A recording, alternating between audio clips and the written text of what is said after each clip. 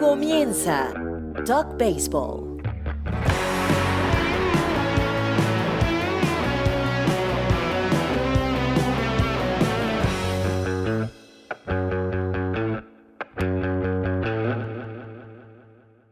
¿Qué tal? ¿Cómo están? Espero que bien. Acá Oscar Prieto Rojas y Efraín Zabarce con ustedes en esta edición, en este capítulo de Talk Baseball, que recuerden tiene canal tanto en YouTube como en Spotify y también en Apple Podcast. Nos gustaría mucho que se suscribieran a cualquiera de estas opciones y allí pueden ver no solamente este capítulo, sino los anteriores, los que hemos grabado durante las últimas semanas y también el año pasado y el anterior. Oscar, ¿cómo estás? ¿Cómo estás, Efraín? Así es. Yo, por cierto, tenía que hacerle una mención a mi amigo Humberto Angrisano que no le gusta este vaso. ¿Tú tienes algún problema con el color del vaso este? Sí, oye, que le No, parece poco serio. no, para nada. No es mi color favorito, pero debo decir que no tengo ningún tipo de prejuicio por si es eso lo que sucede con Humberto Angrisano y el color de tu termo. La verdad es que no tengo nada en contra de eso. Definitivamente, el doctor Angrisano no le gusta el color rosado. Entonces, bueno, eso pasa. Pero bueno, sí, lo que hoy nos atañe al programa Talk Baseball es para hablar un poco sobre la organización de los cerveceros de Milwaukee, sobre un venezolano que está en la organización, que ha hecho carrera en la organización y que mucha gente no conoce, y es Eduardo Brizuela. Eduardo es hoy en día el director de ligas menores de los Cerveceros de Milwaukee, un puesto realmente relevante. Es el primer venezolano en estar allí. Ha sido asistente a los scouts internacionales, a los scouts de avanzada del equipo de grandes ligas, y hoy tiene ese puesto que es un puesto realmente importante en la organización, y vamos a conversar con él. De verdad, una conversación muy, pero muy productiva, donde conocemos mucho sobre la organización de los Cerveceros de Milwaukee y sobre lo que ha sido Eduardo Brizuela. Sin más preámbulo, vamos de una vez con la entrevista y la conversación que tuvimos con el director de ligas menores de los Cerveceros de Milwaukee, Eduardo Brizuela. Eduardo, bienvenido a Talk Baseball. Un gusto tenerte acá. Muchísimas gracias por aceptar la invitación. Gracias, Efraín. Muchas gracias. Gracias a ustedes por tenerme en su programa y, como le dije anteriormente, felicitaciones por el trabajo que están haciendo. No, gracias a ti, Eduardo. Uno de esos nombres que mucha gente no conoce, y es lo que hablábamos en la presentación antes de entrar en la conversación con Eduardo, es que llegar a unos puestos de gerencia como latino se ha hecho muy complicado, y es una de las cosas que hemos hablado, y Eduardo Brizuela está justamente en parte de operaciones de béisbol, y queríamos hablar un poco sobre todo lo que ha sido tu trayecto, tu carrera dentro del béisbol, y obviamente después meternos en la materia actual, que es obviamente un tema ya un poco más complicado, porque Eduardo, al ser director de ligas menores, hoy por hoy viven momentos difíciles, porque todavía los jugadores de ligas menores, hay algunos equipos donde hay todavía muchas dudas, ¿no? Entonces, Eduardo, eh, sabemos que te vas empiezas a estudiar en Estados Unidos. ¿A qué edad? Mira, nosotros nos mudamos aquí a Estados Unidos cuando yo estaba comenzando high school. Más o menos 14 años. Fue cuando, en el año 2000, fue cuando mi papá y mi mamá tomaron la decisión de venir a Estados Unidos. Y esa vez era por algo, iba a ser por un par de años para aprender inglés. Y bueno, ya hoy en día, en los próximos días, cumplimos 20 años ya de estar aquí en Estados Unidos. Eduardo, ¿y cómo llegas al béisbol? ¿Cómo llegas a trabajar con Milwaukee?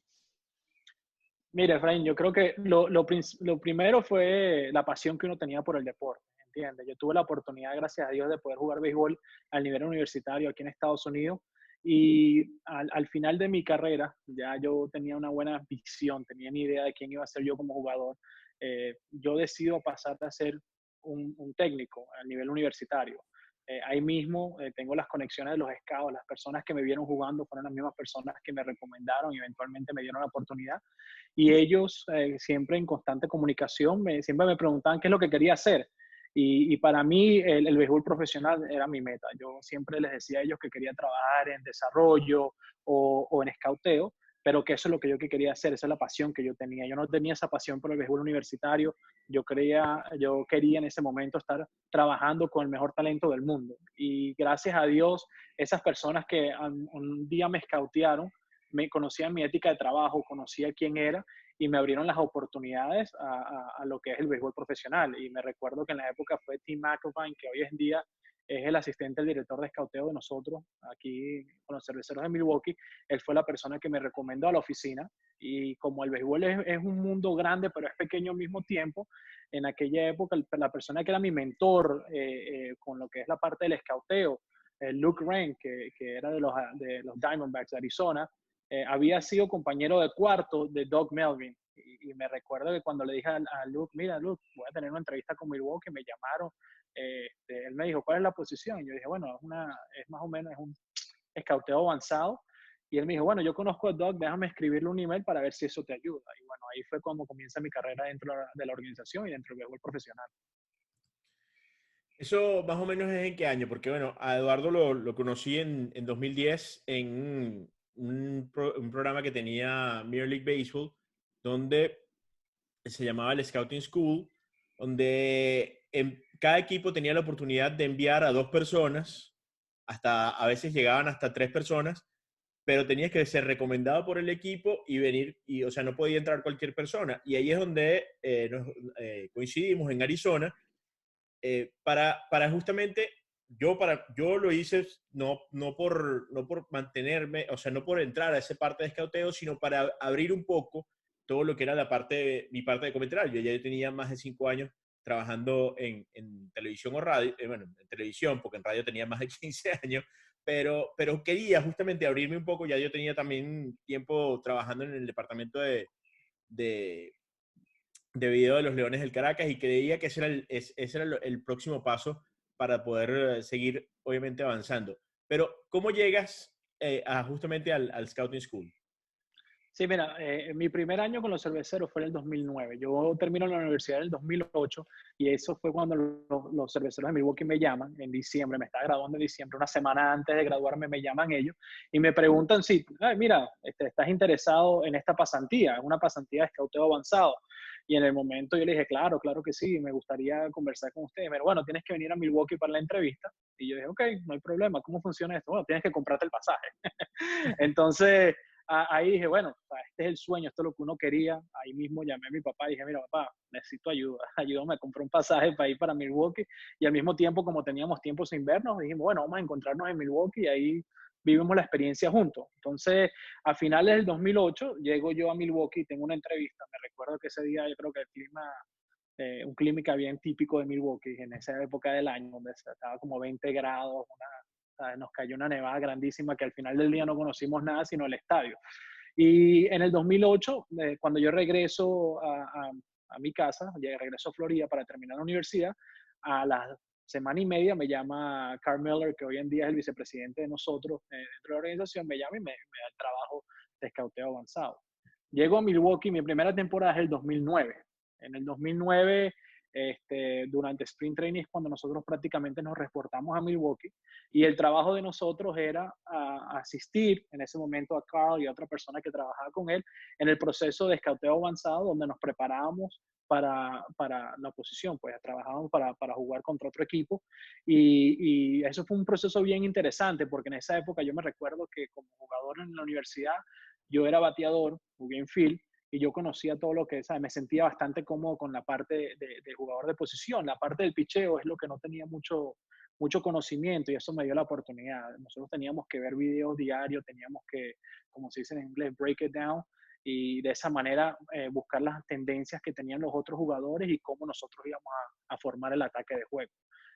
Ahí, en esa posición duro en la temporada del 2009, a mediados de la temporada, si no mal recuerdo, después del Juego de las Estrellas, me llaman a la oficina Ahí se sienta conmigo Carl Miller y en esa época era Gore Ash, que era el asistente del gerente, que fue gerente de Toronto y tenía muchísimos años en la organización, y me preguntan si estoy dispuesto a ir a República Dominicana. En ese momento nosotros éramos la única academia o la única organización de grandes ligas que no tenía academia en República Dominicana.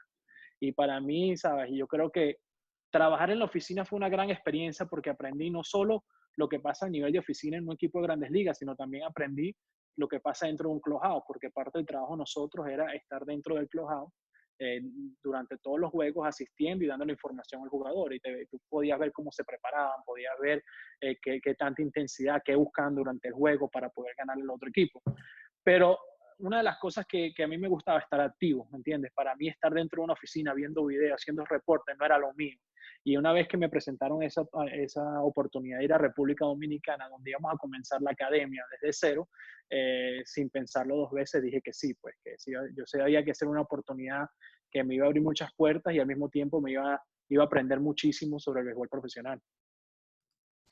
Eduardo, tú comenzaste a trabajar en una organización de grandes ligas siendo venezolano, pero creo sin haber conocido antes de tu ingreso a los Cerveceros de Milwaukee a algún otro venezolano que trabajara en el béisbol profesional, ¿cierto? Correcto, correcto. Sí, no, en verdad yo vine a conocer venezolanos, fue una vez ya estaba dentro de la organización. ¿Llegaste o has tenido algún tipo de referencia sobre otros venezolanos que trabajen en organizaciones de grandes ligas? Cuando hablo, Eduardo, de referencia, me refiero a personas que obviamente ya conoces y que de alguna manera en este momento te pueden servir como ejemplo de cómo se debe trabajar, de qué se debe hacer para seguir escalando posiciones en una organización de grandes ligas. Mira, por esa parte no creo. Yo creo que ahorita mismo una de las personas que yo he visto que más o menos que están trabajando dentro de una oficina de grandes ligas sería el mismo Jorge Velandia. Jorge lleva varios años después que se retiró como jugador de trabajar como asistente del gerente con la gente de los Phillies. Hemos tenido una buena relación. Usualmente consultamos algunas cosas, pero no de la manera que te estás refiriendo. Yo creo que en verdad mi carrera dentro del béisbol profesional, le tengo que dar gracias no solo a las personas que me ayudaron a entrar al negocio, sino a las personas que han estado alrededor de mí. Yo entré a una edad bastante joven, yo creo que tenía 21 años, 22 años cuando fui a República Dominicana a abrir el complejo. Y una de las cosas que hizo la organización fue poner personas que estaban capacitadas, que me iban a ayudar a seguir desarrollando.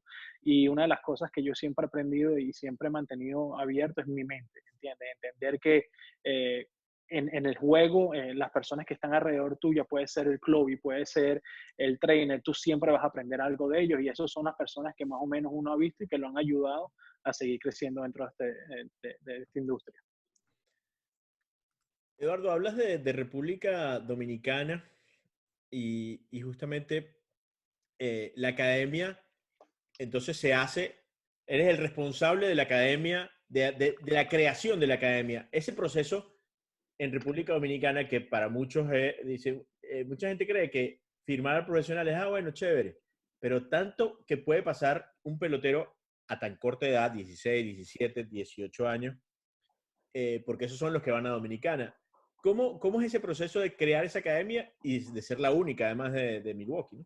Que no estaba? Sí, mira, y yo creo que en ese momento,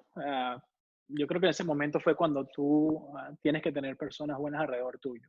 Y hablando de venezolanos, en ese momento me ponen a Néstor Corredor al lado mío. Néstor había terminado de jugar con la organización un año antes, en el 2007, creo que había sido su última temporada, y comienza a trabajar conmigo como el manager, y éramos los dos chamitos prácticamente tratando de ver cómo podíamos comenzar este proyecto. Y al mismo tiempo la persona que me ayudó muchísimo, que ya estaba dentro de la organización, se llama Rolando Valles. Rolando en esa época, muchos de ustedes lo conocen, porque jugó con el Caracas por muchísimo tiempo. Rolando fue una persona que me ayudó de la parte del terreno y de la parte de desarrollo a entender cómo funcionaban las cosas, cómo funcionaba, cómo se movía la organización y qué era lo que teníamos que hacer para tener éxito. Yo creo que, Oscar, cuando tú te pones a ver ese proceso, la gente no entiende lo difícil que es para un jugador latino o un jugador venezolano, en este caso, llegar a Grandes Ligas. Si tú te pones a ver, nosotros comenzamos absolutamente de cero con la academia. Yo me recuerdo que lo primero que tuvimos que hacer nosotros fue recibir un container y armar las mallas, armar la tortuga, los health screens, sacar las pelotas, asegurarnos de que tuviéramos el material necesario para poder desarrollar a los muchachos.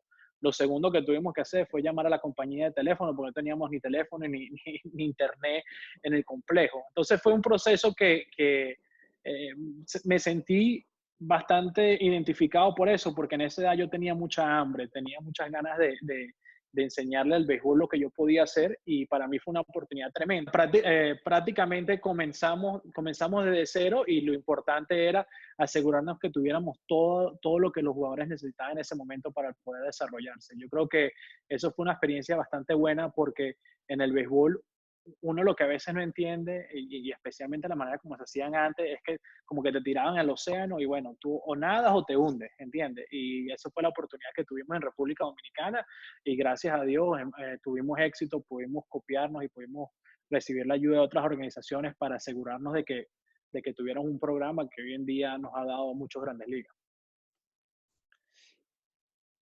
Y casualidad o no, lo cierto es que a partir de tu llegada empezó a crecer el número de peloteros venezolanos por distintas razones en la organización de los Cerveceros de Milwaukee. Háblanos de ese proceso.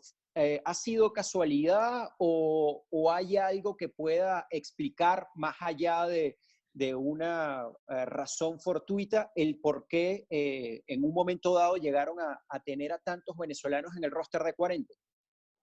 Sí, mira, yo creo que, Efraín, lo primero es que al abrir la academia nos abrió el mercado internacional, ¿entiendes? El mercado de tanto República Dominicana como Venezuela, que son los mercados más importantes, además del mercado americano. Y después, 2 o 3 años después de que yo había abierto la academia, me dan la responsabilidad de hacer lo mismo en la parte de escauteo, ¿entiendes? Organizarnos en la parte de escauteo amateur, asegurarnos de que tengamos procesos objetivos tanto en Venezuela como en República Dominicana y las otras partes del Caribe. Yo me concentré más en esos dos países. ¿Por qué? Porque sabemos que es donde uno consigue la mayor cantidad de talento. ¿Qué pasa con el pelotero venezolano? Nosotros en esa época ya la economía comienza a echarse para un lado, ¿entiendes? Hay problemas económicos en nuestro país donde crecen el número de jugadores. Yo creo que para las familias hoy en día en Venezuela, algunos, si tú vas a buscar cómo puedes salir del país y tener éxito, yo creo que el béisbol es el número uno, ¿entiendes? Donde pues, bueno, vamos a ver si lo pegamos. Y eso nos ha abierto a nosotros muchísimo la puerta. Nosotros nos hemos usado ese momento para buscar el mejor talento disponible en Venezuela. Por otra parte, yo creo que también a nosotros llegar y abrir esos diferentes mercados también abre la mente del escauteo profesional de nosotros. En aquella época nosotros no éramos muy activos escauteando lo que eran las ligas invernales. Nosotros comenzamos a hacer un mejor trabajo por esa parte, y eventualmente ya eso es como un sistema de escalera donde tú comienzas en lo más pequeño, que es República Dominicana, y se comienza a escalar a través de tu sistema de ligas menores y te llega eventualmente a Grandes Ligas. Yo creo que muchos de los cambios que hicimos nosotros, especialmente cuando llegó David Stearns y Matt Arnold, yo creo que los primeros 6 o 7 cambios que hicimos eran de venezolanos, en el cual en muchos de ellos tuve participación, en otros no, pero al mismo tiempo yo creo que nuestra mentalidad era buscar el mejor talento posible, y en ese caso eran los venezolanos que estaban disponibles, y eran un grupo de muchachos que nosotros sentíamos que necesitaban esa segunda oportunidad, ¿entiendes? Tienes un Hernán Pérez, un Junior Guerra, Jesús Aguilar, un Manny Piña, que eventualmente esos muchachos hicieron tremendo trabajo dentro de la organización, aprovecharon la oportunidad, y bueno, hoy en día se han convertido en jugadores de Grandes Ligas establecidos. Eduardo, leyendo por allí, háblame de Miguel Sánchez. O sea, la historia. Exactamente. Cuéntale a la gente la historia de cómo llega Miguel Sánchez a la organización de los Cerveceros de Milwaukee. Mira, Miguel Sánchez era un muchacho que ya estaba frustrado con el proceso de firma. Miguel Sánchez comienza a entrenar desde temprana edad en República Dominicana, trata de se convierte, va a todos estos showcases, se convierte parte del proceso con un agente, un buscón, y lamentablemente no se da la firma. Miguel de repente echa un paso para atrás y con la frustración dice, yo no voy a jugar más pelota. En ese momento Miguel comienza, creo que era seguridad en uno de los bares, ahí mismo en Bonao, ¿entiendes? Ya prácticamente dijo, olvídate de eso. Uno de los primos de él lo convence para seguir jugando pelota y eventualmente comienza a jugar con Papiro en lo que es la liga militar allá en República Dominicana, y de repente va a un juego con la Fuerza Aérea, que es el equipo de Papiro, y bueno, nuestros scouts estaban ahí presentes y deciden firmar al muchacho. Eh, Me recuerdo que el muchacho llegó a la academia con un parcito de zapatos ahí que estaban todos, olían muchísimo, y eventualmente dijimos, mira, el chamo tiene, en esa época yo creo que tenían 21 años cuando lo firmamos. Él es mayor que todos los jugadores que tenemos en la Liga Dominicana, pero vamos a darle la oportunidad para ver si él mata, si él resuelve aquí, como decimos nosotros dentro del béisbol, le damos la oportunidad de seguir subiendo. Yo creo que en cuestión de un mes y medio, 2 meses, el tipo estaba teniendo tremenda temporada y decidimos traerlo aquí a Estados Unidos, y bueno, eventualmente lo demás es historia. Yo creo que ahorita es uno de los muchachos que nosotros tenemos en consideración para ayudar al equipo de nosotros de Grandes Ligas, ha subido bastante rápido y tiene un cambio que tiene mucha confianza en ese picheo, ¿entiendes? Un picheo que lo utiliza en cualquier momento del juego y lo utiliza con una recta de más o menos 95, 96 millas por hora.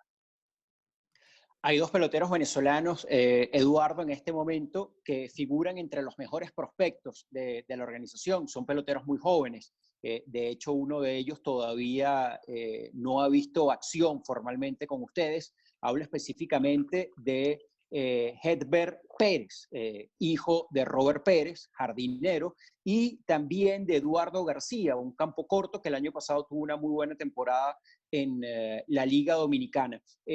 Queríamos aprovechar tu presencia acá para que a la gente le expliques qué proyección tienen este par de peloteros venezolanos. Mira, son un talento increíble. Es parte de esa camada de jugadores venezolanos que hemos firmado durante los últimos años, que nosotros creemos que van a ser parte de ese equipo durante los últimos 2 o 3 años que Christian Yelich esté en su contrato, ¿verdad? Esos son los jugadores que nosotros tenemos que desarrollar, y yo creo que el talento que tienen ambos es algo que los va a poder ayudar a llegar a Grandes Ligas, siempre y cuando sigan en el camino correcto y tengan salud.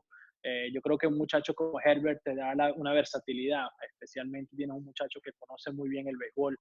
Su papá, Robert Pérez, una leyenda en nuestro país, le ha creado una base muy importante que es para el jugador latino, en el cual el muchacho yo creo que va a poder caminar un poquito más rápido que el jugador averaje.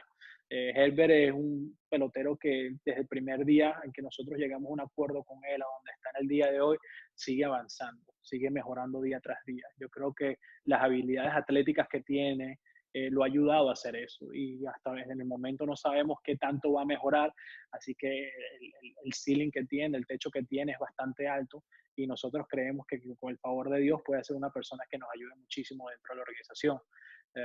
Eduardo García es un campo corto bien interesante, del área de Barquisimeto también.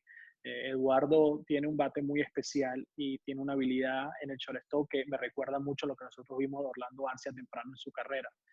Una de las cosas que tiene Eduardo es que no tiene miedo en jugar pelota. Eduardo es un guerrero, y lamentablemente el año pasado tuvo una lesión el día antes de su cumpleaños que le terminó la temporada, pero ya hoy en día está 100%, y la meta era que comenzara aquí en Estados Unidos y poder seguir creciendo dentro de nuestra organización. Pero sin duda alguna son parte de esa camada de jugadores venezolanos que tenemos nosotros dentro de la organización, que creo que nos van a ayudar a seguir creciendo, y es un crédito al trabajo que nos han hecho nuestros scouts y nuestro personal de desarrollo a través de los últimos años. Aparte de estos dos peloteros, ¿hay algún otro venezolano en las granjas en este momento al cual haya que hacerle seguimiento? Sí, yo creo que tienes muchachos como Carlos Rodríguez, Jefferson Quero, que son muchachos que hay que seguir bastante, hay que mantenerlo en la mira. Son muchachos que nos pueden ayudar muchísimo, y hemos tenido otros jugadores venezolanos que también vienen siguiendo, que son un poquito, que a lo mejor la gente no son prospectos, pero usualmente son los tipos que se van a estar coleando, ¿entiendes? De esa manera era Orlando Arce cuando venía creciendo nuestro sistema, pero yo creo que sí, tenemos un sinnúmero de jugadores que nos pueden seguir ayudando. Eduardo, en 2010, cuando en el Scouting School nos hablaron del draft internacional. Yo recuerdo, como si fuera ayer, que eso fue hace 10 años, donde nos decían, hay que evitar ese middleman, que era el buscón. O sea, los problemas graves que tenía de corrupción en la República Dominicana en ese momento con los buscones. Hoy por hoy, donde sigue sonando el draft internacional, todavía no es una realidad. ¿Dónde está Eduardo Brizuela y la organización de Milwaukee parada en cuanto al draft internacional? Mira, yo creo que el mercado internacional es un mercado bastante complicado y una de las cosas que a veces las personas que están trabajando esta parte no entienden es que todos los países son diferentes y tienen una constitución diferente. Yo creo que por parte del draft, nosotros sí creemos que el proceso en Latinoamérica tiene que mejorar, sí creemos que el proceso en Latinoamérica tiene que ser, que se tiene que limpiar, y cuando hablo de limpiarse es que podamos organizarnos de una mejor manera. Yo creo que los pasos que ha dado la industria desde el 2010, en el cual tú y yo compartimos en la escuela de escauteo, donde está hoy en día, han sido bastante grandes, pero sí creo que podemos seguir mejorando en ese mismo proceso. Yo creo que la cantidad de peloteros que se firman en Latinoamérica es clave. También al mismo tiempo, si nos ponemos del lado de los agentes, del lado de nuestra población, yo creo que es importante para ellos seguir teniendo esas oportunidades, porque como todos sabemos, ese jugador que cuesta 10,000, 50,000 y $100,000, al final del día va a tener mucho más valor, o puede tener mucho más valor que ese jugador que hoy en día estamos pagando 1, 2 o 3 millones de dólares por él. Es un mercado que la edad en el cual tú tienes que llegar a un acuerdo con el jugador complica un poquito las cosas, y lamentablemente nosotros no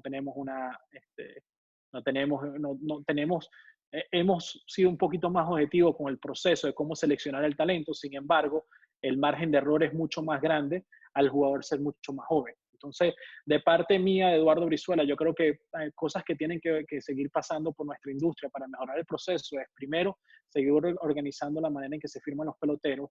Segundo, asegurarnos de que la edad del pelotero, cuando se pueda llegar a un acuerdo, sea un poquito más tarde, para que darle un poquito más de desarrollo a ese jugador y tener una mejor idea de quién va a ser el pelotero. Eduardo, cuéntanos, hablando precisamente del proceso de desarrollo del pelotero latinoamericano y tu experiencia en la academia de República Dominicana, ¿qué tipo de preparación están recibiendo en este momento los peloteros que están en la Academia de República Dominicana, aparte de lo estrictamente relacionado al béisbol? Sí, mire, yo creo que esa es una parte donde también como industria hemos crecido muchísimo, pero todavía tenemos mucho espacio para crecer.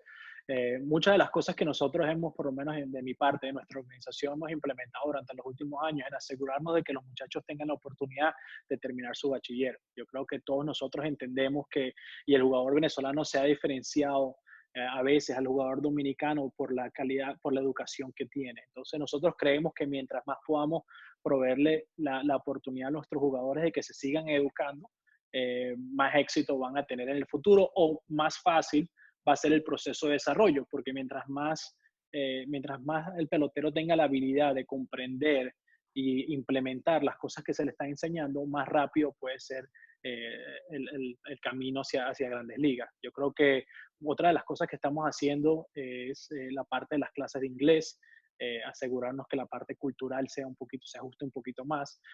Durante los últimos años nosotros hemos visto que el margen de los jugadores, la edad en la cual el jugador se está llegando a Estados Unidos es mucho menor de lo que era anteriormente. Anteriormente nosotros, el jugador llegaba a Estados Unidos con los 18, 19, 17 años.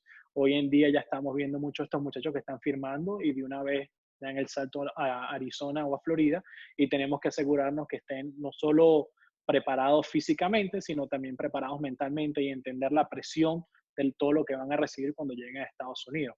Yo creo que otra de las cosas que estamos haciendo como organización es asegurarnos que todos los jugadores y los familiares tengan lo necesario en la parte mental.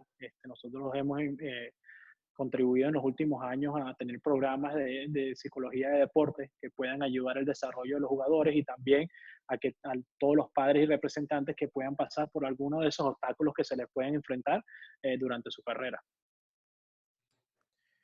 Eduardo, cuando nos vemos la realidad de 2020 ha sido un año difícil para el mundo y el béisbol no escapa, pero eres director de ligas menores.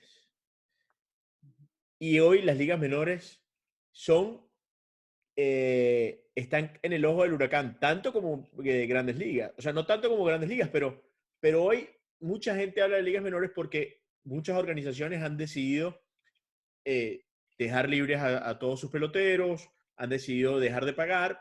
Y esto para un jugador de ligas menores, que es una realidad, recibe un sueldo casi menor al mínimo, es muy difícil. ¿Cómo has manejado, si te ha tocado hacerlo personalmente con alguno de tus peloteros, ¿no? Mira, yo creo que lo que estamos pasando ahorita mismo hay diferentes etapas, ¿verdad? Hubo la primera etapa que era cuando de repente estábamos todos en los entrenamientos y nos llamó Major League Baseball un día y nos dijo tienen que cancelar todo. Yo creo que en esa primera etapa lo que hicimos nosotros es ver la parte humanitaria, asegurarnos de que todos nuestros jugadores y nuestro personal estuvieran en una posición que tuvieran seguro, que tuvieran lo necesario para poder sobrevivir y asegurarnos de que ellos pudieran regresar a sus hogares, donde podían estar con sus familiares y que entendieran lo que estaba ocurriendo en este momento. La segunda etapa es esta en este momento donde estamos llegando un poquito más de realidad y entender que las ligas menores este año está casi suspendido, ¿entiendes? La realidad es que se juegue una temporada de ligas menores va a ser es casi cero pues en este momento. Entonces, nosotros tenemos que asegurarnos de que el jugador entienda eso y de que el jugador tenga una meta. Eso es lo más importante. Tenemos que asegurarnos de que ellos puedan seguir trabajando en sus habilidades físicas para no perder este año. Yo creo que todas las organizaciones estamos buscando de una manera u otra en tener un programa o una temporada, como lo queramos llevar, en algún momento este año para asegurarnos que nuestros jugadores tengan las repeticiones que ellos van a necesitar para su desarrollo y que no perdamos, que no echemos un paso atrás en el momento que estamos con los jugadores. Yo creo que conversando con los jugadores y los peloteros que hemos tenido que dejar libres, una de las cosas que le dejamos entender a ellos es que estos movimientos eran movimientos que se iban a hacer previos a lo que había pasado con la pandemia. Nosotros este año llevamos una cantidad de jugadores más grandes a los entrenamientos de primavera, lo que habíamos hecho en años anteriores, y la razón por la que nosotros hicimos eso es porque queríamos crear más competencia dentro de nuestros jugadores. Sin embargo, al final de Sprint Training, al principio de Sprint Training, uno se reúne con muchos de ellos y ellos saben en dónde están dentro de la organización. Una de las cosas que me gusta hacer a mí como en mi posición es asegurarme de que el mensaje sea lo más claro posible, de que cuando yo tenga que darle esa noticia mala, que para mí es lo peor que hay en nuestro negocio, es lo peor que hay en mi trabajo, que el jugador ya entienda por qué fue. Y en muchos de estos casos, cuando hablamos con jugadores que estaban peleando por una posición en sprint training y tú tienes una conversación con ellos y le dejas saber que, mira, en ligas menores no va a pasar este año, no vamos a poder darte la oportunidad que te queríamos dar de competir, yo creo que ellos entienden y varios de esos jugadores, bueno, también es una oportunidad de seguir con su vida, pues muchos de ellos son, la mayoría de ellos, o todos ellos son bastante jóvenes y todavía tienen una vida por delante y espero que todo lo que nosotros les hemos enseñado dentro de la organización, sea de parte de béisbol o la parte personal, los ayude a dar ese próximo paso en su carrera. Como director de operaciones de ligas menores de una organización de grandes ligas, Eduardo, quisiera que nos relataras cómo es tu día a día durante la temporada y cómo es tu día a día en este momento, tomando en cuenta la circunstancia en la que estamos. Claro. Mira, Efraín, durante la temporada es todo el día en el teléfono prácticamente. Nosotros tenemos 9 equipos de ligas menores, contando los equipos que tenemos en República Dominicana, y una vez después de julio 2, tenemos lo que es la triquilica ya. Entonces, constantemente uno tiene que estar en el teléfono y tiene que asegurarse de que todos estemos en la misma página. Gracias a Dios yo trabajo con Tom Flanagan. Él y yo hemos trabajado muchísimos años juntos desde que estábamos en la parte de escauteo internacional hasta ahorita en el sistema de ligas menores, y tenemos un buen sistema de comunicación donde prácticamente nos dividimos el trabajo y nos aseguramos de que todos los coaches o todos los jugadores o todos los agentes entiendan lo que estamos tratando de hacer. Yo creo que más que todo esa es la prioridad de mi trabajo, asegurarme de que los jugadores estén en el mejor puesto correcto para seguir su desarrollo y que tengan el mejor staff disponible para ayudarlos a desarrollarse. Eso es lo más esencial para nosotros. Y bueno, constantemente tú estás trabajando con el equipo de Grandes Ligas según las necesidades que tengan ellos, y asegurarte que especialmente ese equipo de AAA que no se quede sin jugadores por la manera que nosotros usamos el roster. Nosotros durante los últimos 4 años, 5 años hemos sido bastante agresivos en lo que es la manera que usamos nuestro roster, y un roster de 25 al final del año usamos en averaje alrededor de 55, 57 peloteros. Entonces, ese es parte del trabajo de nosotros, asegurarnos de que todo el mundo esté en la misma página y entiendan todo el proceso y todo lo que queremos hacer de parte de la organización. Segundo, el movimiento de jugadores de nivel a nivel. Y tercero, lo más importante es asegurarnos que el equipo de Grandes Ligas tenga todo lo necesario para poder competir día a día en ese nivel que es tan importante. Durante este año, que es bastante diferente a lo que hemos hecho anteriormente, bueno, como todos saben, el Zoom ha sido una aplicación que ha ganado mucho interés en el nivel mundial. Constantemente estamos comunicándonos con los jugadores. Nosotros hoy en día empezamos lo que llamamos la fase 2 de esta pandemia. La fase 2, como le había comentado anteriormente, es asegurarnos de que nuestros jugadores sigan desarrollándose de alguna manera u otra, y el challenge que vamos a tener como organización es cómo lo vamos a hacer desde afuera, cómo lo vamos a hacer sin poner las manos encima de ellos, ¿entiendes? Entonces es un llamado a nuestros coaches, a nuestros entrenadores a usar su creatividad para poder dar este paso tan importante que queremos nosotros. Yo creo que una de las cosas que nosotros hacemos como organización es tratar de no perder ninguna oportunidad que tengamos, y como buen competidor queremos ser mejor que las otras 29 organizaciones. Entonces nosotros vemos esta como una oportunidad para que nuestros jugadores sigan creciendo, para que nuestros jugadores sigan mejorando, y cuando regresen de la pandemia estén en un mejor momento en su carrera profesional. Hablas, Eduardo, de que los jugadores deberían tener una cantidad de repeticiones importantes, turnos al bate, innings lanzados, y al no tener una temporada de ligas menores, eso va a ser complicado. Y entra entonces en juego lo que podría ser, ya incluso hoy leía que va a haber una liga de Arizona y una liga de Florida en el invierno, pero también entonces va a entrar en juego lo que podrían ser las ligas invernales. ¿Dónde crees que está crees que está Milwaukee antes de la pandemia prestando sus peloteros a ligas invernales, y ahora que es posible que necesiten que sus peloteros vayan a ligas invernales? Mira, primero que nada, como buen creyente de las ligas de invierno, ¿entiendes? Como buen fanático de invierno, yo creo que es un paso sumamente importante para los jugadores. Cada jugador que yo creo que está en ese margen de ya casi llegar a Grandes Ligas, y quiero evaluarlo de una manera u otra, de cómo funciona con fanáticos, con presión, no hay nada mejor que el béisbol invernal para que esos jugadores se puedan seguir desarrollando. Esa es la manera en que nosotros lo veíamos como organización antes de eso. Gracias a Dios hemos tenido relaciones con muchísimos de los equipos de invierno, tanto de Venezuela, Dominicana, México y Puerto Rico, que nos han ayudado en ese mismo proceso. Este año hicimos algo bien diferente con uno de los prospectos de nosotros, con Freddy Peralta, que gracias a la ayuda que nos dio el equipo de invierno, bueno, pudo conseguir ese tercer pitcher que nosotros estamos buscando, y eventualmente pudimos llegar a un acuerdo durante Spring Training para un nuevo contrato, algo que le mejoró la vida gracias al béisbol invernal.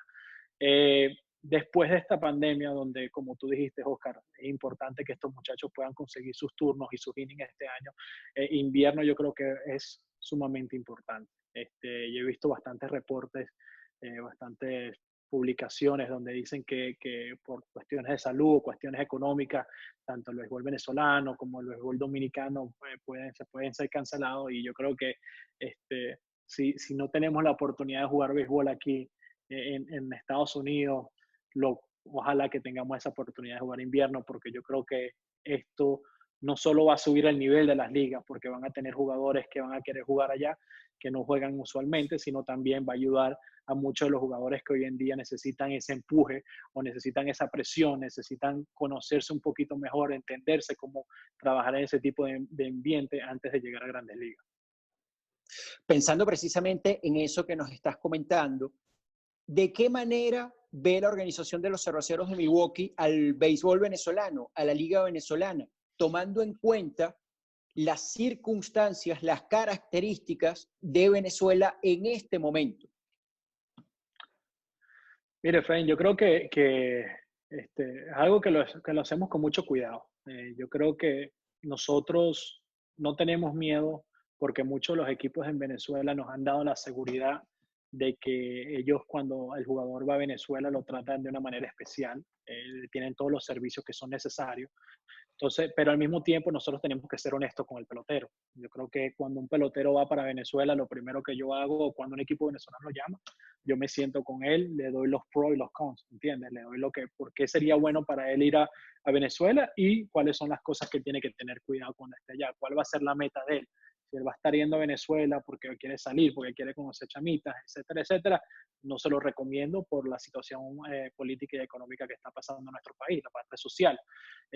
Pero yo creo que nosotros en los últimos años hemos mandado un sinnúmero de jugadores, de prospectos de nosotros que han tenido éxito y los ha ayudado con su carrera. Y yo creo que siempre nosotros usamos esos jugadores para que nos ayuden a abrir las puertas a otros jugadores dentro de nuestra organización, porque mucha gente escucha las historias, mucha gente ve la televisión, ve la prensa, ve lo que está pasando dentro de nuestro país, pero entienden también que el béisbol de Venezuela los puede ayudar a tener una mejor carrera, les puede abrir otras puertas en su carrera y yo creo que eso es sumamente importante.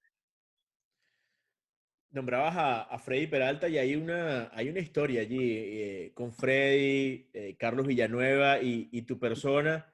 Y de hecho, creo recordar que es a Freddy Peralta que me nombrabas aquí en Miami, que podría ser. ¿Ha sido ese jugador que tú has empujado poco a poco para llegar a donde está en este momento? Sí, mira, yo creo que Freddy ha sido un muchacho que es una persona sumamente especial. Especial porque la personalidad que tiene él, la manera de que la ética de trabajo es algo sumamente, es algo que no se ve todos los días.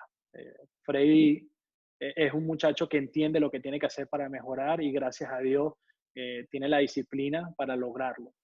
Yo creo que es un muchacho que nosotros recibimos en un cambio cuando estaba en la rookie de los Marineros de Seattle. Creo que fue uno de los primeros cambios que hicimos. No fue después que cambiamos por los 7 venezolanos, hicimos el cambio de Freddy Peralta. Y Freddy, desde el primer día, se ha ganado el corazón de todo el mundo dentro de la organización. Yo creo que su personalidad, su manera de ser y su ética de trabajo le ha abierto las puertas y le da las oportunidades que tiene. Freddy, este año, durante la temporada muerta, nos tuvimos una conversación con él, tanto Carlos Villanueva como mi persona, donde le presentamos algo que queríamos hacer como organización. Y antes de que nosotros le presentáramos el proyecto, ya Freddy sabía lo que quería hacer, ya Freddy sabía que quería trabajar en ese picheo y bueno, hizo todo el proceso mucho más fácil. Y como pueden ver, yo creo que Freddy todavía no ha llegado a ser esa persona que nosotros creemos que él puede ser en grandes ligas. Sin embargo, ha tenido momentos muy especiales para nuestra organización, tanto en la temporada regular como en el playoff. Ha contado, sí, ha contado Que fue por Adam Lind, ese cambio que... Correcto. Aaron Lynn por Freddy Peralta, Carlos Herrera y Daniel Masaki. Exacto. Tomando en cuenta su reciente experiencia en el béisbol invernal y la madurez que uno entiende pudo haber alcanzado en los últimos meses, ¿qué estaban esperando de él o cuál es la proyección? Porque, bueno, la posibilidad de que haya temporada en 2020 todavía está. ¿Qué están esperando de él? Mira, yo creo que Freddy es un muchacho que nos ha ayudado tanto como abridor y como relevista. Una de las cosas que nosotros hablamos con Freddy este año es que nosotros entendíamos que él iba a ser, que iba a estar en nuestro equipo de Grandes Ligas, pero no sabíamos cuál iba a ser su función. Y eso es algo que le doy crédito a Craig, que lo ha hecho desde el principio de su carrera, que le ha dejado saber a los jugadores inmediatamente la posición dentro del equipo, pero al mismo tiempo les deja enseñar que somos como equipo, a veces no vas a tener un trabajo en sí, y jugadores que llevan varios años con nosotros ya entienden de qué manera funcionamos nosotros como organización. Y en este caso lo que hicimos con Freddy fue traerlo como abridor a los entrenamientos. Tuvo su última salida, creo que fue contra los Dodgers, pues fue el último día antes de que cancelaran Sprint Training, y creo que ponchó como 7 jugadores en 5 innings. Y bueno, ya eso le está dando una mano más arriba a Freddy. Yo creo que de la manera que iba Freddy, nosotros originalmente habíamos pensado, bueno, comienza en el bullpen y si hay necesidad lo podemos utilizar como abridor, y en ese momento Freddy nos había enseñado que ya estaba agarrando más confianza en el slider, y que iba a ser un verdadero, ¿cómo se llama? Weapon, ¿no? Iba a ser una verdadera, ¿cómo se dice weapon en español? Arma. Herramienta, un arma. Herramienta. Disculpa, una verdadera arma para él poder ser un abridor en Grandes Ligas. Eduardo, cuando ves los planes que tiene Major League Baseball de dejar alrededor de 30, 40 equipos fuera de ligas menores, de nuevo, en este momento parte de tu trabajo, ¿cuál es la posición de Eduardo Valenzuela y de los cerveceros? Porque esto obviamente va a cortar una cantidad de peloteros importante también. Sí, Oscar, mira, yo creo que primero que nada como organización nosotros somos de una organización que es manejada bastante por la parte analítica, ¿entiendes? Yo creo que la parte analítica, los números lo que nos ha enseñado es que mientras más peloteros, mayor valor va a tener tu organización. Nosotros durante los últimos años, cuando llegamos, teníamos 205 peloteros en nuestro sistema de ligas menores y llegamos al punto de tener 330 peloteros. Y la razón fue porque creíamos que era necesario seguir firmando ese producto, tanto internacional como del draft, que eventualmente se iban a colar a Grandes Ligas o nos iba a dar un tipo de valor que pudiéramos utilizar en un cambio, un tipo de valor que pudiéramos utilizar un sub y baja, lo que sea, que podía beneficiar a nuestra organización. Entonces, como organización, nosotros siempre hemos sido creyentes de tener la mayor cantidad de peloteros posible. Creemos que eso nos va a ayudar no solo a crear competencia dentro de nuestro sistema, sino nos va a ayudar a tener diferentes herramientas que podamos utilizar en el futuro. O sea que tú crees, al igual que nosotros, que mientras más equipos mejor, ¿no? O sea, pero ese no es esa no es la creencia quiero decir, no de los cerveceros como organización, sino del todo, porque esto es una decisión de los 30 equipos que tienen que ponerse de acuerdo y decir, hey, mira, no podemos, vamos a tratar de cortar para poder buscar la mayor, obviamente, el negocio mayor, ¿no?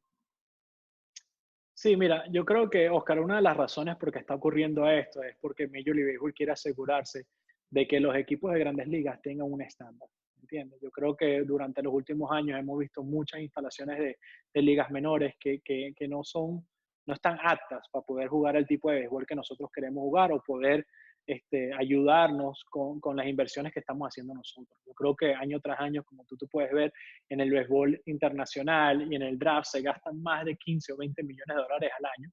Y para nosotros es difícil ver instalaciones de béisbol que no tengan campos apropiados, que no tengan clubhouse apropiados. Entonces yo creo que es una manera en que Major League Baseball puede estar presionando a Minor League Baseball para asegurarse de que, bueno, si no tenemos suficientes instalaciones o suficientes equipos que puedan aportar eso, bueno, vamos a cortar esos equipos que no nos pueden ayudar y asegurarnos de que tengamos las mejores instalaciones en el mundo. Hoy en día, como si tú puedes venir a Estados Unidos y ver algunas de las instalaciones universitarias de las mejores universidades de béisbol de Estados Unidos, muchas veces son mucho mejor de las instalaciones profesionales, el nivel bajo de ligas menores. Entonces, eso es algo que yo creo que Major League Baseball está tratando de hacer y asegurarse de que, bueno, si las inversiones van a ser menos, vamos a hacerlo en un grupo más cerrado para asegurarnos de que sean inversiones que nos puedan ayudar a seguir desarrollando a nuestros jugadores. Y se entiende también, Eduardo, que esto va a significar una mejora de los sueldos tanto para los peloteros como para los técnicos que trabajan en ligas menores, ¿no? Correcto, sí, yo creo que eventualmente eso es una de las cosas que los dueños entienden. Los dueños entienden que si tú vas a cortar la cantidad de jugadores es con la posibilidad también de pagarle mejores jugadores. Eduardo, estuviste, o entiendo todavía, estás porque ese trabajo, aun cuando no se sabe cuándo va a ser el próximo Clásico Mundial, se entiende que la federación pues sigue trabajando enfocada en eso. Pero fuiste asignado como asistente al gerente general del equipo de Venezuela para el Clásico Mundial de Béisbol. Cuéntanos cómo fue ese acercamiento, tomando en cuenta que tienes tanto tiempo viviendo fuera de nuestro país. ¿Qué te atrajo? ¿Qué te hizo aceptar esa propuesta? Sí, mira, yo creo que primero que nada es el crédito a la señora Araceli, que es la presidenta de la Federación Venezolana de Béisbol, y a Luis Blasini, que el año pasado te tomaron el tiempo para conversar con todos los jugadores venezolanos y todo el staff venezolano que se encontraba de los diferentes equipos de Grandes Ligas. Fue ahí cuando ellos vinieron al complejo de nosotros y tuve la oportunidad de escuchar a la señora Araceli hablar de cuáles eran las ideas, cuáles eran las metas que ella tenía para la Federación Venezolana de Béisbol. Y en ese momento, ¿sabes? Tuve la oportunidad de hablar con Luis también, de ver en qué camino iba la federación. Para mí era algo diferente porque usualmente en Sprint Training uno está acostumbrado a ver la Federación de Estados Unidos, la Federación Canadiense. Nunca anteriormente habíamos visto la Federación Venezolana haciendo ese tipo de acercamiento hacia organizaciones de grandes ligas. Pasaron varios meses cuando yo creo que fue alrededor de junio del año pasado, cuando recibí una llamada de Luis Blasini explicándome un poquito del proyecto que tenían, donde la señora Araceli quería asegurarse de que tuviera un staff que pudiera ayudarlos con los equipos profesionales. En ese momento, cada vez que uno que lleva tanto tiempo viviendo fuera de Venezuela, pero al mismo tiempo trata de representar al país en todo lo que uno hace, cuando te escuchas que hay una oportunidad de poder representar a tu país, y una vez tú dices que sí, pero al mismo tiempo tú tienes que asegurarte de en qué tipo de proyecto vamos a estar trabajando. Y cuando ellos me enseñaron que la federación es una entidad autónoma, que no tiene nada que ver con el gobierno, y cuáles eran las metas que se habían trazado, cómo querían trabajarlas, me recordó mucho y me hizo mucho parecer a la manera que nosotros trabajamos aquí en Estados Unidos, la manera que yo he trabajado con la organización de los cerveceros de Milwaukee, y me motivó mucho más a ser parte de ese proyecto. Yo creo que acá nosotros sabemos que hasta el día de hoy no hemos tenido éxito en lo que es nuestras selecciones. Creo que los jugadores hasta el momento han sido los encargados de darnos esos momentos históricos, esos momentos de emoción para nuestro país con sus respectivas organizaciones, sea de grandes ligas o sean japonesas. Entonces, yo creo que es un reto bastante grande que tengo en este momento junto a Luis Blasini y Rafael Llanes, de poder llevar a Venezuela en el camino correcto. Y esto no es un proyecto de 1 o 2 años, si Dios quiere, esto es un proyecto de muchos más años en el cual podamos crear procesos objetivos para ayudar a la selección venezolana y para eventualmente colocarnos entre las mejores selecciones del mundo. Entendemos que los cerveceros no tuvieron ningún tipo de inconvenientes para que tú aceptaras esa responsabilidad, ¿no? Correcto, sí, eso siempre ha sido la razón por qué no he participado más en el béisbol venezolano. He tenido acercamientos de diferentes equipos, de diferentes personas que trabajan con equipos en Venezuela, pero lamentablemente el tiempo ha sido lo que me ha cohibido pues, en trabajar con esos equipos. Esta fue una oportunidad que yo le dije a Luis Blasini que mira, yo estaba abierto a hacerlo porque tenía muchas ganas de hacerlo, pero que tenían que preguntarle a nuestro gerente para ver si ellos me iban a dar esa oportunidad, especialmente en los torneos que uno tiene que estar con la selección y que tiene que salir un poquito de su trabajo. Y cuando se lo presentaron a la organización, yo creo que ellos entienden mi puesto dentro de la organización y al mismo tiempo entienden la responsabilidad que uno tiene hacia su país, ¿entiendes? Ellos saben que no hay muchos venezolanos dentro de las oficinas de Grandes Ligas y saben que era una oportunidad para mi persona aportarle a Venezuela algo que no he tenido la oportunidad de hacerlo anteriormente. Cuando ves los procesos anteriores, ¿dónde, ¿Dónde cree Eduardo que puede haber un cambio para este proceso que está empezando ahora? Mira, yo creo que lo primero es entender lo que ha pasado anteriormente, por dónde ha pasado nuestra selección, es entender qué ha funcionado y qué no ha funcionado. Yo creo que uno de los podcasts que ustedes hicieron con Osvaldo Guillén, Osvaldo nos mencionó que la mejor selección de Venezuela ya la habíamos visto. Y yo creo que cuando tú hablas de nombres y de talento y del sueño de todos los venezolanos de ver todos esos jugadores estrellas de nosotros en un mismo campo, creo que tiene toda la razón. Sin embargo, cuando uno se pone a estudiar y ver qué han hecho otras organizaciones, qué han hecho otros equipos nacionales y cómo han manejado el proceso de torneos tan difíciles como el Premier 12 o un Clásico Mundial, uno tiene que entender que lo que ellos han hecho y han sido exitosos es creando un equipo.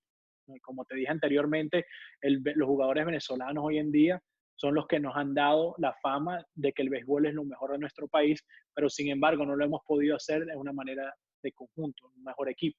Y una de las cosas que yo he conversado mucho con personas que han trabajado con Japón, que trabajan en Estados Unidos, es asegurarte de que tengas un balance y tengas profundidad. Y es parecido a lo que nosotros hacemos dentro de la organización de los cerveceros de Milwaukee, que es importante tener profundidad. ¿Por qué? Porque tú tienes 162 juegos que de una manera u otra tú puedes manipular el roster y puedes ayudarte, como te dije anteriormente, puedes tener de 25 jugadores que tienes activos, si utilizas 55 durante el año, bueno, tienes profundidad en tus ligas menores y es lo que te va a ayudar a poder jugar juegos durante el mes de junio, julio y especialmente en los meses de agosto y septiembre que son tan importantes. En un torneo con una selección, la profundidad es importante porque hay muchas restricciones, especialmente si estás jugando con el Clásico Mundial, donde restricciones vienen de Major League Baseball y de la Asociación de Peloteros, y tienes que asegurarte que tengas esa profundidad. Cuando hablo de profundidad, ¿a qué me refiero? Me refiero a que podemos conversar que no tienes nada más un cerrador, sino tienes 2 o 3 cerradores. El bullpen lo puedes utilizar de una manera diferente. Los abridores, ¿cómo lo vas a utilizar? Y no concentrarnos tanto en lo que hacen estos jugadores día a día en 162 juegos con un equipo de Grandes Ligas, porque el torneo es completamente diferente, ¿entiendes? Es difícil tú pedirle a un muchacho como Miguel Cabrera que te salga de la banca cuando él lo que está acostumbrado es jugar todos los días, ¿entiendes? Es difícil tú pedirle a estos jugadores estrellas que te hagan ese trabajo, no solo por el trabajo que están haciendo, sino por la presión que tienen ellos de representar al país. Y eso es algo que mucha gente no sabe, mucha gente no se da cuenta. Todos nosotros queremos hacer lo mejor por el país. No tengo ni la mínima, no tengo duda de que todos los clásicos anteriores, toda la gerencia, todos los jugadores, todo el staff querían ganarlo. Pero eso es parte de la parte mental que tenemos que desarrollar nosotros como federación, la parte mental que tenemos que desarrollar nosotros como selección, es saber cómo tratar esos momentos que son tan importantes que a veces nosotros vamos a tener esa presión de hacer más por tratar de ganar ese juego cuando otras selecciones que ya han pasado por ese momento están más tranquilas. Yo aprendí eso y lo vi con mis propios ojos cuando en el Premier 12 estábamos jugando contra el equipo japonés, donde nosotros íbamos ganando la primera parte del juego y los tipos estaban como si nada. Y yo dije, ¿qué está pasando aquí, vale? Nosotros vamos ganando, estamos emocionados y de repente, ¡pah!, te voltean el juego. Y cuando nos voltean el juego, nosotros no sabemos qué hacer, no sabemos cómo reaccionar. Entonces, eso es una de las cosas que nosotros tenemos que construir como selección, como federación, y es un trabajo en conjunto, es un trabajo que viene no solo de la parte gerencial, sino de la parte de los coaches, todas las personas que van a estar involucrados en eso y eventualmente se llevan los jugadores para crear esa mentalidad y crear esa marca, pues, que va a ser la Federación Venezolana de Béisbol. Tomando en cuenta algunas de las cosas que nos estás diciendo a través de esta respuesta, Eduardo, puede intuir uno que tu filosofía con respecto a lo que debería tener Venezuela en un torneo con las características del Clásico Mundial es que si, por ejemplo, va a estar el primera base estrella de Venezuela en la selección, no quiere decir que quien pueda jugar en la primera base después de este pelotero, que hoy sería Miguel Cabrera, no sería exactamente una estrella. Sí, yo creo que tenemos, o sea, no te puedo decir ahorita mismo nombres ni idea, porque eso es algo, es un Ujú. proceso que se lleva a cabo en conjunto, ¿entiendes? Yo creo que una vez se selecciona el staff, se sepa quién va a ser el manager, cuáles son los coaches, tú tienes que conversar de diferentes escenarios y tienes que asegurarte de que cada escenario pueda darte el mejor chance de poder ganarlo. Yo creo que eso es una de las cosas que se hace en la parte analítica del béisbol, es asegurarse que tenga las mejores probabilidades de ganar ese tipo de batalla. Entonces, esa es la manera que yo lo veo en un torneo como el Clásico Mundial, tú tienes que asegurarte de hacer la mayor cantidad de carreras posible y los outs lo más rápido que tú puedas. Y esa es la manera que yo creo que personalmente, y he conversado mucho con Luis y con Rafael sobre esto, y es la manera que yo creo que como federación podemos seguir teniendo éxito. Eduardo, todavía eres joven, sobre todo para ya estar en una oficina en el béisbol organizado. ¿Dónde te ves en el futuro? O sea, ¿cuál es la meta final de Eduardo Brizuela en el béisbol de Grandes Ligas? Mira, yo quiero seguir creciendo. Yo quiero, o sea, personalmente, nunca uno tiene su sueño y mi sueño sería ser el primer venezolano a ser gerente general en Grandes Ligas. Yo creo que el otro día me lo mencionaron varias veces, que creo que soy el primer venezolano que es director de ligas menores. Y si tengo la oportunidad de seguir creciendo y seguir abriendo puertas para personas de nuestro país y nuestra raza, yo creo que eso es lo más importante para mí. Eventualmente, uno lo ve como meta, pero al mismo tiempo uno se concentra en cuál es el trabajo el día de hoy. Mi trabajo el día de hoy es director de ligas menores y tengo que ser el mejor director de ligas menores posible. Estoy compitiendo contra 29 otras organizaciones y por la parte de la selección, ser el mejor asistente gerente posible para asegurarnos que estemos preparados en la hora de un torneo. Pero al final del día, sí me gustaría seguir abriéndoles puertas a los venezolanos. Yo creo que eso es una de las cosas que me ha parecido mucho raro al uno ir creciendo nuestro béisbol, que somos una sociedad que muy educada, muy profesional y hay poquitos de nosotros que tienen cargos dentro de oficinas de Grandes Ligas. Eduardo, la última. ¿Qué características crees, qué cualidades crees te han ayudado a alcanzar el puesto que tienes en este momento? Mira, primero que nada ha sido la ética de trabajo. Yo creo que eso es lo más importante y es lo que me ayudó a entrar al béisbol y al mismo tiempo lo que me ha ayudado a crecer. A veces, hoy en día que ya tengo una familia, tengo hijos, a veces esos son algunos de los problemitas que tengo con mi esposa, ¿entiendes? Que es la cantidad de trabajo que uno hace. Yo creo que no lo veo como trabajo, sino es que yo lo disfruto tanto, es que me gusta hacerlo y me gusta estar metido en esto, siempre constantemente pensando de cómo podemos mejorar, cómo podemos este, seguir desarrollando a los muchachos, qué podemos hacer para el staff, etcétera, etcétera. Para mí eso es sumamente importante. Lo otro es ser una persona honrada y seria. Yo creo que una de las razones por qué Milwaukee se fue de Latinoamérica 10 años antes de que yo regresara fue porque hubo problemas económicos, no sabían lo que estaban pasando en Latinoamérica y desde el principio, desde que yo recibí este trabajo con los cerveceros de Milwaukee, mi meta ha sido a seguir abriéndole las puertas a los venezolanos, a los latinoamericanos y enseñarle a la gente aquí en Estados Unidos que no todo el mundo es igual y que en nuestros países hay personas serias y trabajadoras que son capaces de hacer el trabajo de la misma manera o mejor de lo que se hace en este país. Hablas de tu familia y tu hijo nació en tu carro.